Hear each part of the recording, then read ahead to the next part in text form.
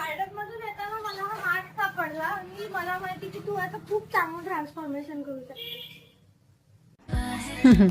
हे तर आता माझ्या मुलाला पण माहिती झालेलं आहे की आपली मम्मा भंगारातल्या भंगार वस्तूपासून काहीतरी सुंदर, सुबक आणि कलात्मक बनवण्याचा प्रयत्न करते. आता तो गार्डनमध्ये खेळायला गेला असताना त्याला ते लक्षात आलं की कोणीतरी हा माठ यूज नाही आहे बाबा म्हणून फेकून दिला. मग तो घरी घेऊन आला. आता त्यांनी इतका विश्वास माझ्यावर दाखवल्याच्या नंतर मला काहीतरी त्याच्यापासून छान बनवणंच होतं. मग मी विचार केला काय बनवावं. तर मग नंतर मला असं वाटलं की या माठावरचीच डिझाईन इतकी सुंदर आहे तर आपण त्यालाच फॉलो करूया.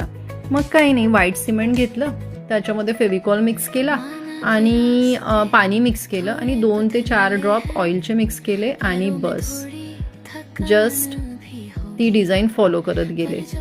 आणि मला जेव्हा मी करत होते तेव्हा वाटलं नव्हतं, पहिले तर वाटलं की व्हाईट सिमेंटनी हा टास्क करणं खूप हार्ड जाईल, पण that was not that much hard.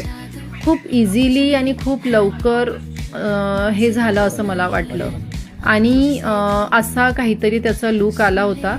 नंतर ठरवलं याला कुठला कलर द्यावा, 3-4 कलरनी मिक्स करावं का, पण म्हटलं नको, याचा एकच कलर आपण ठेवूया. मग माझ्याकडे ब्राऊन ग्लिटरी शायनी असा एक कलर होता, तो मी ऑल ओव्हर देऊन घेतला. आणि त्यानंतर याला मी काय केलं, मिररनी आणि थोडं माझ्याकडे मोती होते त्यांनी डेकोरेट करून घेतलं, जे की खूपच सुंदर तयार झाल्याच्या नंतर.